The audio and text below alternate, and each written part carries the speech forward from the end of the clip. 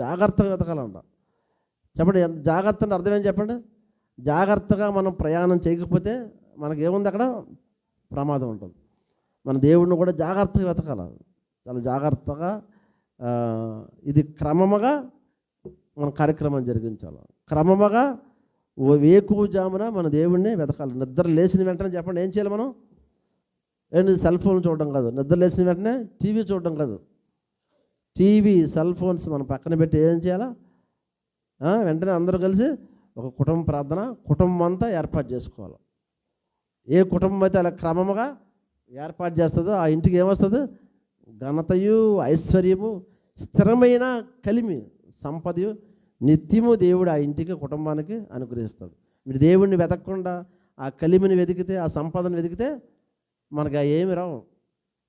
ఎందుకంటే అవి దేవుని ఆజ్ఞలు లేకుండా మన ఇంటికి ఏది రాదు.